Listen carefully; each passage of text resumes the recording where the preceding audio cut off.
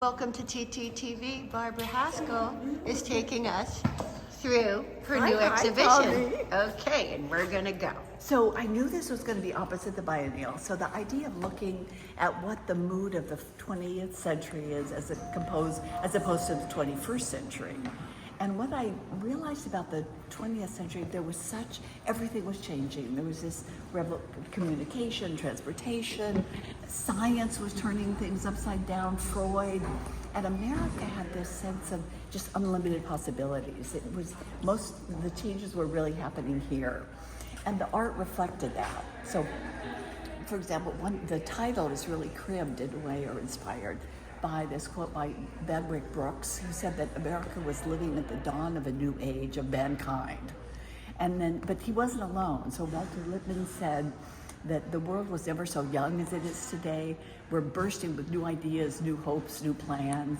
And even the editor of the socialist magazine, The Masses, said that America was at the dawn of a new age.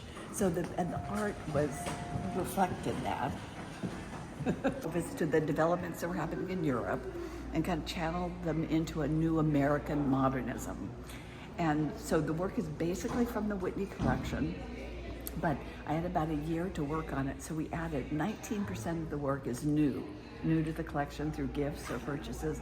But the most amazing statistic is that 45% have been in storage for between 30 and 50 years. Wow. So it's like a whole different view. Usually, did you know it was there just because of the records and it's in the computer? Right. And... Yeah, so I looked through photographs and then went in and looked at the work and started figuring out what would work together. So is the new acquisitions because there were gaps that were representative? So when the Whitney first opened, it was just realism. They hardly had no abstraction. Then around in the 70s, they began to get more pieces into the collection, but there were very few women and very few artists of color. So that was the big push of the new acquisitions. So this wall is just an example of the kind of range. I mean, that's what the show is sort of so fascinating. It's not just 5 people that were American modernists. You think of Hartley, O'Keeffe, Dove, the names that everyone knows. But in fact, there were all these people working in so many different ways. And this wall, in a sense, it gives the idea of where inspiration was coming from. So Hartley and Duncan went to Europe, and they were both influenced by the Germans and by the kind of symbolism of color. But Agnes Pelton, who is this American mystic, one of the people who turned away from, or who was disquieted by industrialization and turned to more spiritual endeavors. So she did these pieces that she had images that she sort of imagined in dreams or meditation of her connection with divinity.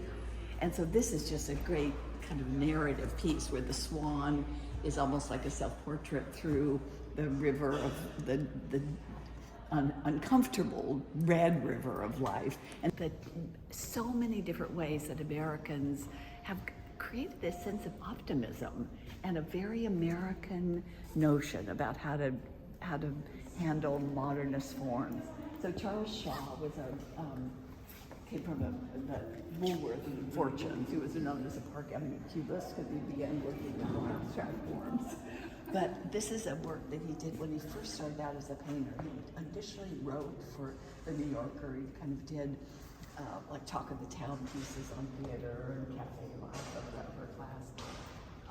But he said about his paintings that they were always wholly American. And this is just to me something that so exemplifies that notion that there's no mistaking that this isn't American. And then Aaron Douglas. Aaron Douglas did the signature style of this Harlem Renaissance. We didn't have any pieces of his in the collection. So these are gifts by Ray Mcguire. Oh, really? Yeah. So are they like musicians and writers and artists in Harlem? So in 25, he moved to Harlem, and almost immediately, he started studying with this German illustrator, Winhold Reiss, who really introduced him to Art Deco and Cubism, but also encouraged him to look back to his African heritage, so Egyptian wall paintings in particular. And Rice had one of these techniques was kind of German cutouts, so that this style, this is very typical of his style, these hard edge, silhouetted forms, kind of Egyptian profile paintings, but these strong dynamic contrasts. And he did every magazine cover, every cover of every book by an African American. So he really became a kind of artist of the Renaissance. And I kind of love this idea of the horse and then the man in the background. So this is cowboy and a horse, very, very descriptive. Where's the horse? The horse is right here. Oh, I thought that was the man. Where's the man? Oh, the man's Okay, I got it. It's a little bit abstract for me tonight. I like the hat. And then this artist, I think this is just fantastic. Look at the This color. is somebody. Look at that color pops too when Yeah, you is it? Like, look at it on my phone. It's so much brighter. Yeah. That's weird. And so Charles Duncan was part of the Sealit Circle, this gallery. And in 1916 is when he presented the first O'Keeffe, he showed O'Keeffe at a 3-person show. And Duncan was the other artist in the show. He did only, I don't know how the Whitney got this piece. There are only a couple of pieces that have ever been discovered in the world. He just disappeared. So he had this show at Stieglitz. He was part of the group. Charles Demuth did one of his abstract portraits of Duncan, and then he just disappeared. That's really Yeah. Nobody, you still don't know where he went? No. Really? No. Did he Dr. die? O'Keeffe, don't remember seeing him after the 20s. Huh. You know, it's like who? His wife. And he was her best supporter.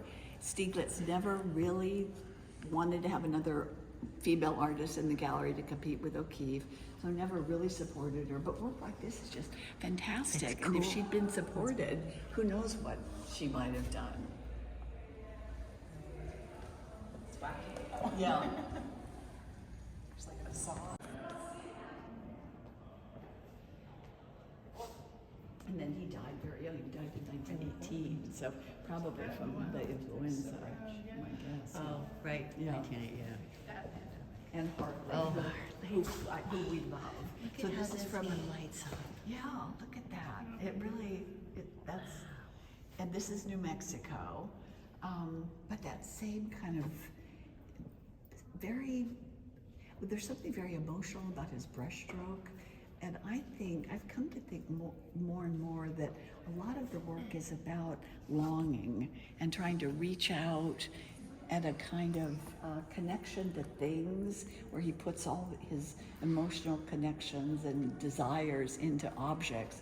And in this case, it's into those mountains, I think, which are absolutely sensual, those rounded forms.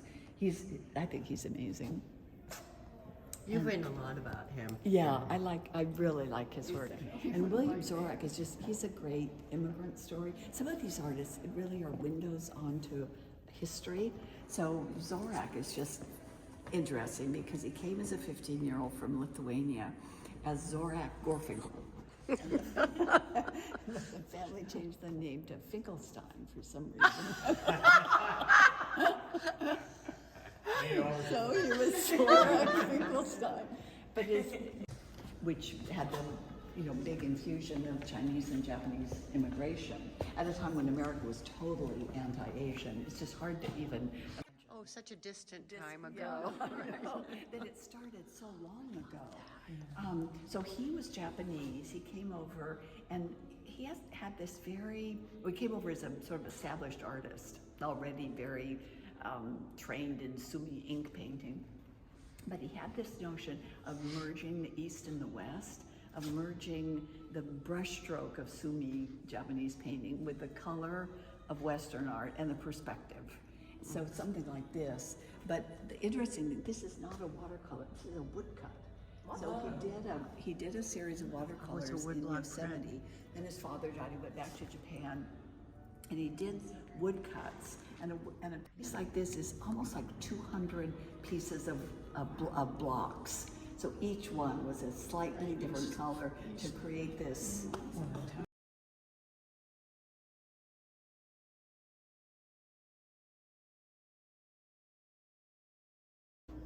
But his mother never was able to come. The United States allowed no Chinese women to come to. I think because they thought Chinese women would come here and give birth. Yeah. So he never saw his mother again. But he went into the California School of Fine Arts and adopted this very modernist vocabulary. He was actually asked one time why he didn't paint in the traditional Chinese way. He said, because I'm living in a modern industrial world. But the subject matter is Chinese. But then look at, I mean, that's so Californian. That's It's like totally, Diebenkorn yeah, comes totally, in later. totally. Look at the light Exactly, in it, the right? light, and even that sense of color. Right, The right. rectangles of color. No, absolutely. Yeah, he's totally and Northern California. Yeah, so yeah. Diebenkorn. But it's been in storage for 50 years. Wow. And he was an illustrator in Munich, and his editor sent him over to Europe, and he went to Munich, where the sort of center of illustrated magazines, and he started painting and adopted this kind of style. He obviously was looking at what was going on, and when Kandinsky and Marx started the Blue Rider, they asked him to join the group. So he was the only American. He was in the Almanac. He was in every show. And it's a very kind of, the symbolism of the color and it was 1916, so the war's already started, and you can feel that sense of kind of agitated, kind of churning landscape. But the figure, there's something about that heroic about that figure going up to the church. You think he's going to make it. He's going to make it to the mountain. Why do you think it was away for so long? I don't know. He's not a name, but actually he's had a there's a big, he has a monograph. He had a show in 1915, a one-person show at the Chicago Art Institute. Because this Eddie, this collector, Kandinsky had encouraged him to buy Bloch's paintings, so he bought about 25 of them. So it wasn't as if he was unknown. Yeah, it's so curious. Very. But he wasn't one of the 5 or 6 names. Right. Brought up an idea of American popular culture, circus and hostesses, and so he first did those very stylized wooden pieces of circus figures. But then I think because of the folk art, the whole idea about the democratization of art, these are actually they're not bronze, they're plaster. He developed this technique called Galvanoplasty, where you make a hollow plaster and you dip it in a metal vat. So are they light? They're very light. And he thought that they would be more reasonable. People could afford them where they couldn't afford a big bronze. You could move them. Yeah. Did you do a whole show on him? You did, right? I Right. just saw Cynthia yesterday, Cynthia Nodelman. It was fun. Oh, you saw her? Yesterday, yeah, we were hanging out. Now, what made that happen? What? There was a little thing celebrating June Kelly, and we were both really? there. Huh. So it was, just a little, dozen people. Nice. Nice. Sure, as sort of the springboard for a sense of connection, universal oneness. So Dove is the best example of that, the sense of these forms sort of pulsing out and enveloping everything into this one unity. And he did this whole series of pastels, so the whole surface is just pulsating with this energy. I think that's incredible. But it also is psychological, this idea that nature is this budding, pulsing energy source that envelops us all. You've written books about him Yeah, too, I've been right? too.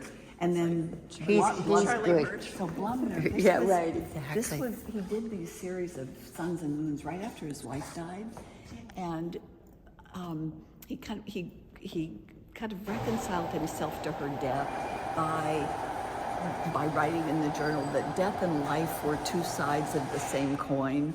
That they were these dualities that were really one. So this idea of this sun being the kind of ebullience and life force, and then the house being the darker side. And the Birchfield is the same way. So Looks like the sun's out at night, sort of, right? Yeah, right. So it's June moon. So it's a it's a moon, not a sun. I was wrong. Oh well. Sorry, I wasn't even contradicting you. I thought it was just a weird thing. Was her name June, or is it the month that he was The like month, depicting? yeah, Okay. yeah. Okay.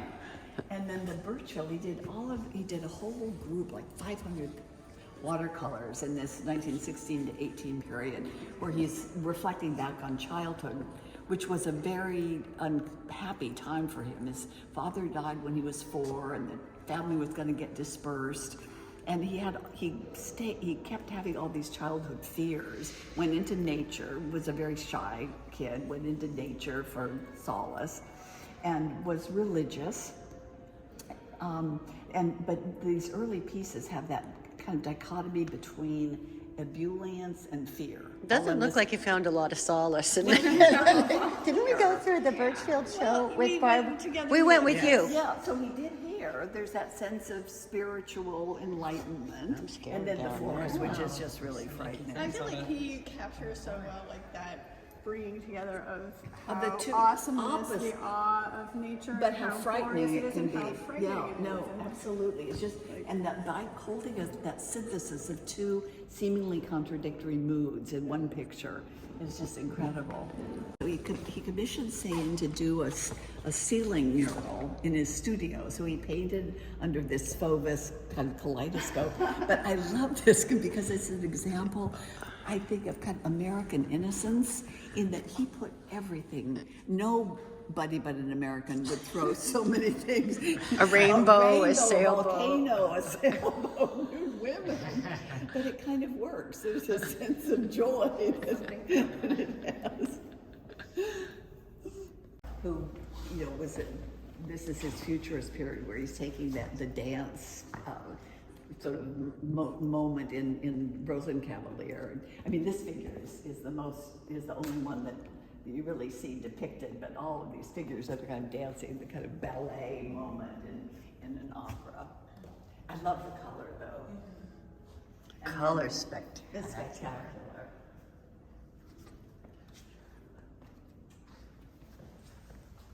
And then I'll give you some of my favorite. The Armory show. She was much more dense than William. And this is on silk. Wow. I think which gives it that kind of luminosity.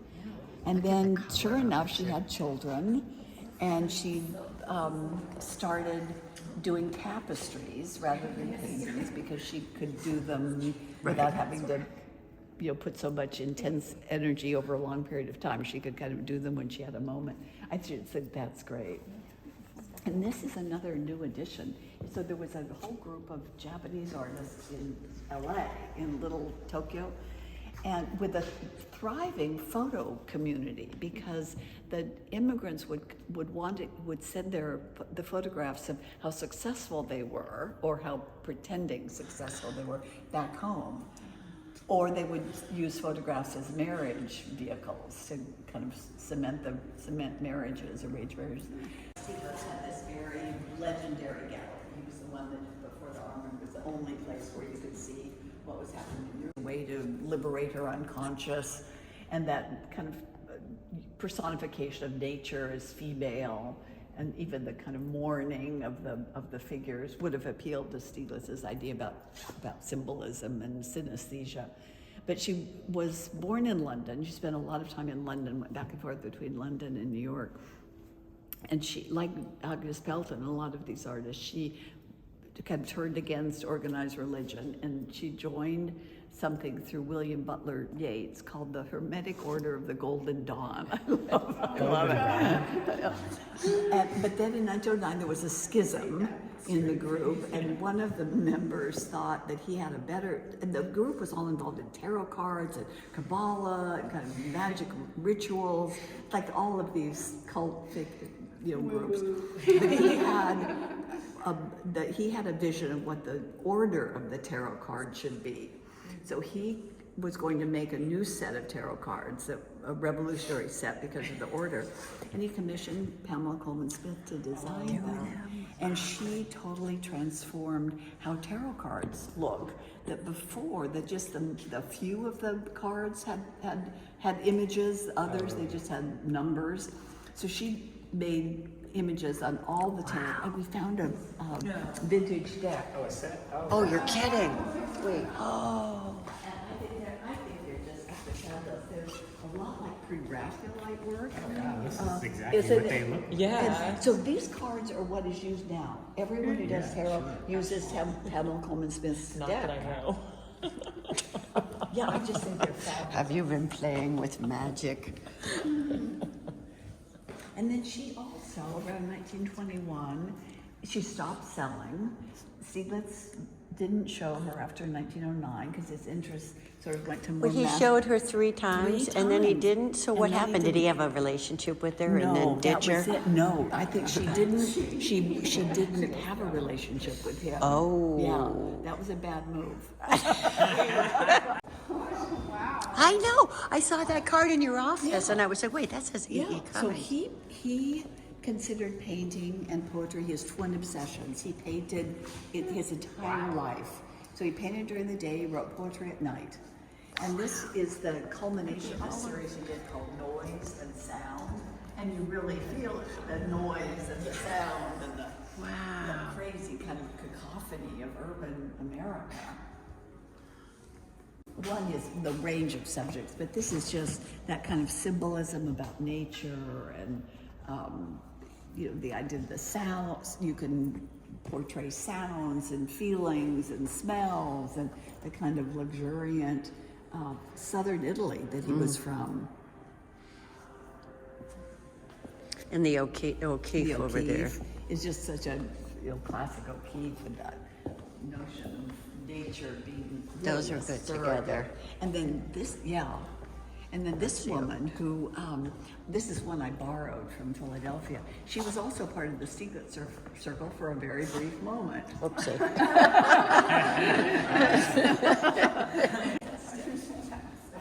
And I actually think this is kind of a Oh, this is a nutty one. It's a nutty one. So she always brought out bouquets of flowers on her birthday.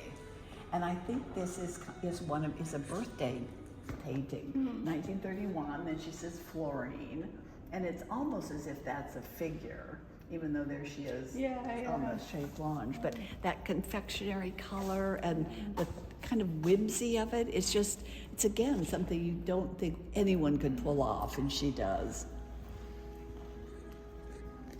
And the frame is hers. The frame is insane. The frame, yeah. I love it.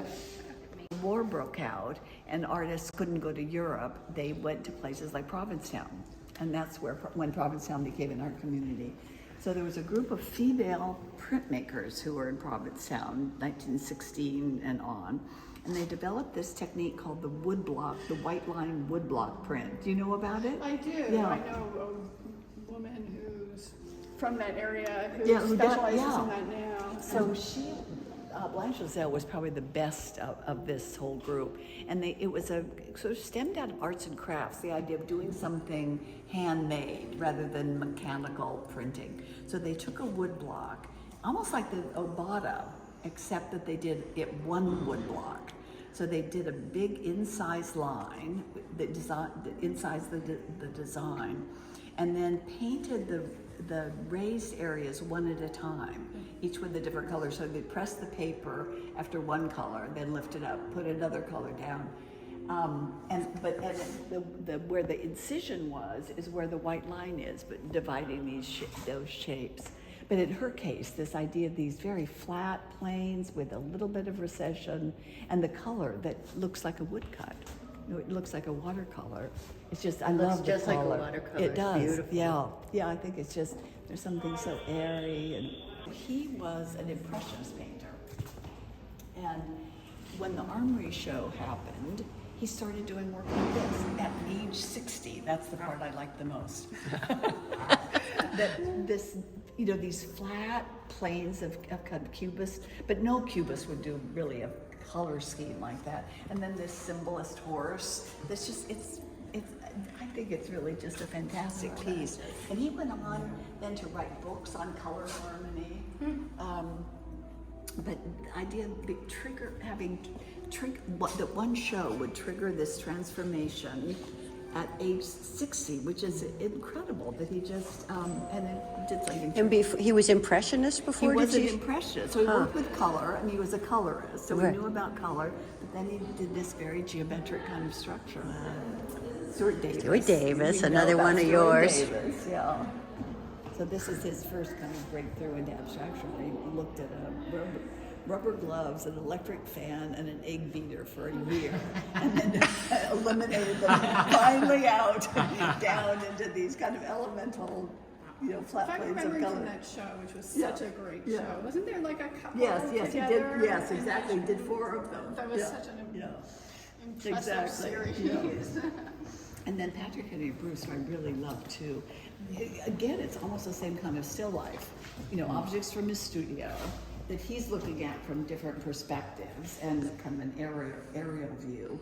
And he always has a kind of a line, a bar, so to kind of remind you that it's 2-dimensional, but then there's a space back in the background, so it's this back and forth. And Looks his- almost like he had a piano too. Right, yeah, right, exactly. That looks and like the an colors upright. just is incredible. The colors are The colors great. just is great. And John Covert, who was part of the Duchamp, he was a cousin of Ahrensberg, so he was part of Duchamp Blaise group when they came to New York. But this, I think, is so good. I love the fact that this is textured, and then that red is just the perfect thing. It just kind of galvanizes the whole picture. Resurrection. Yeah, anti-war sentiment. And the critics interpreted almost only through his German name. They called it alien and against any kind of notion of American democracy. And he had no sales as a result. They just totally disparaged. But that combination of architecture, the organic and the geometric, he would use throughout. Again, these kind of dichotomous ideas formally. And then as he grew, he developed this idea more and more of the drama between the ego and the non-ego, the he and the she. So he identified buildings with men and trees with women. And when I did the show, going through scrapbooks, he would have these pictures of trees, and then he would extend the branches and make the arms of women, or he would take women dancers and extend them into trees. So he really did see this nature as being this drama between the male and these two forces. Based on the German military series that he did, that began with the death of this young officer that he was in love with. But then by the time he did this, it kind of turns more into an homage to the glory of war, but also the possibility of death. So it's a little bit of both. The blackness brings it, I think, into it's sort of reminding that war leads to death and destruction, but there's also kind of an ebullience about the flags and the military insignia and the kind of sense of motion that he obviously saw in Berlin when he was there, the military parades going by, and he was the kind of pageantry of it all. Things about the work is that it has this sense of ebullience and embrace of the new, and just with unlimited possibilities about the future.